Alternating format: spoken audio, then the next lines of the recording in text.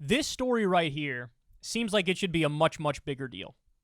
It really does. This is in CNBC. They say, New Orleans residents brace for saltwater intrusion as Biden declares national emergency. Whoa. Okay. So, in other words, their fresh water supply might be toast. President Joe Biden on Wednesday declared a federal emergency for a saltwater intrusion in the Mississippi River, which is threatening New Orleans' water infrastructure. A lack of rainfall has led to lower levels of fresh water in the Mississippi River, which has allowed the denser saltwater layer beneath to rise upstream over the past 2 months. Usually, the strength of the river flow in tandem with an underwater sill work to keep the saltwater at bay. But on Monday, the saltwater overtopped the sill, entering the drinking water of the Plaquemines Parish in Louisiana. That same day, Louisiana Governor John Bel Edwards sent a request to Biden to declare the situation a federal emergency so that the state could draw on funds from the Federal Emergency Management Agency. Biden's Wednesday approval comes as officials scramble to keep the saltwater from infiltrating more neighborhoods along the Mississippi Valley, which could leave many residents without potable water. As it stands, drinking water in New Orleans is safe, according to the Sewage and Water Board of New Orleans.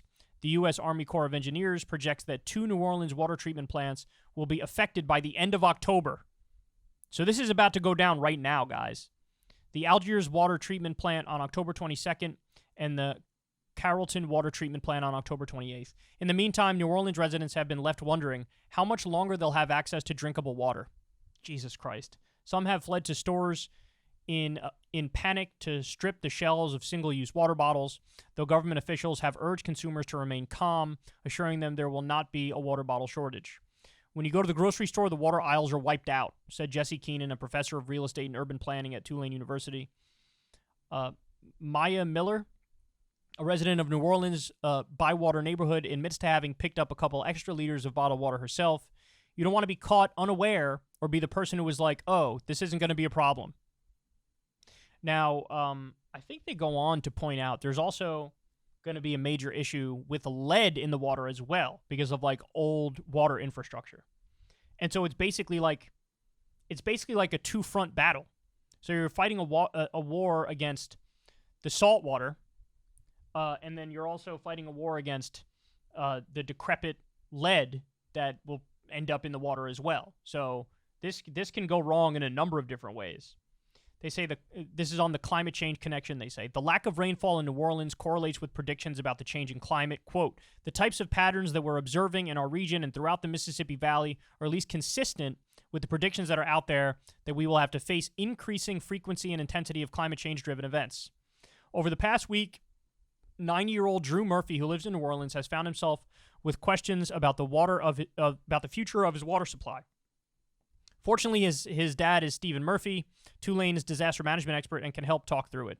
Murphy recalled a recent conversation with his son. He's like, we need to figure out a way so this doesn't happen again. Yeah, look, this is not good. So normally when we talk about climate change, one of the points I make is I never understood why it seems like the bulk of the conversation was always on sea level rise.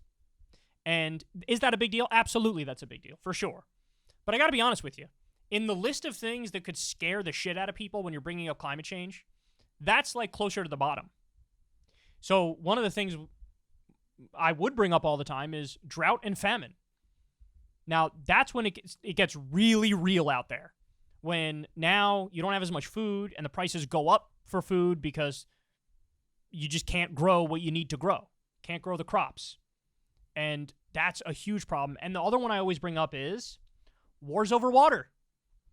And I feel like that might not be as far in the future as one might think, right? And look, listen, we are a developed country, and even we're struggling to handle this, and I don't think we have the proper plans in place, right? Flint, Michigan doesn't even have clean water still.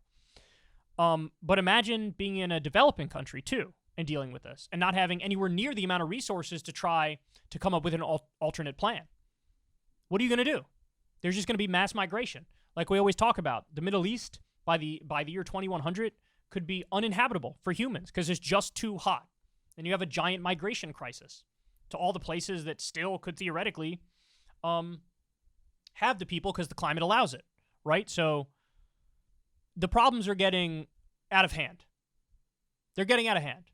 whether it's wildfires, whether it's more powerful storms and flooding events, which we're seeing a lot more of. New York City flooded just the other day. Like, this is going to happen more and more often. And now New Orleans running out of fresh water in an emergency situation with their water. Well, what the hell happens in that scenario? I was in New Orleans not too long ago, and when you're on the street, you literally look up and see the ferry. So you're already like below sea level. So sea level rise is a colossal issue for New Orleans. God help them next time they get hit with another hurricane. Katrina was bad enough, but it can, wouldn't even take a Category 5 or Category 4 hurricane to mess them up. It could take a tropical storm. Could absolutely obliterate the city yet again. Now, that mixed with, never mind, the water's running out. It's becoming salt water, which is undrinkable. I hope people are working on desalination stuff out there, because that might be absolutely necessary. But this is a huge deal, and it's not getting nearly the talk it deserves. The conversation should be focused on this, and I don't see almost any conversation about it at all. Really, really terrifying stuff, man. All right, guys. That's the show, y'all. That's the show. Love y'all as always. Everybody do me a big favor. Please click like and click subscribe. It doesn't cost you anything, and it helps us out tremendously, especially in the algorithm. Also, click that bell icon so you get a notification every single time a video drops. That would mean the world to me as well. And remember, I've never had a conversation with an advertiser. I'm very, very proud of that fact. You guys make it possible. You help fund this show from the ground up. So please consider going to Patreon, donating $5 or $2 a month or whatever, or tipping on YouTube with the thanks button below. All that helps me more than I could even explain to you guys. And thank you to everybody who already does support this show. You guys really mean the world to me. And also consider supporting Crystal Kyle and Friends on Substack. I think this week we're going to have on Jonah Furman, a labor reporter who's going to tell you everything that's going on with these strikes right now with the UAW. Really, really looking forward to that. You can support Crystal Kyle and Friends below. Remember, if you sign up, pay $5 a month, you get the video of every interview and you get a day early. Everybody else can get it for free, the audio version of the podcast a day later.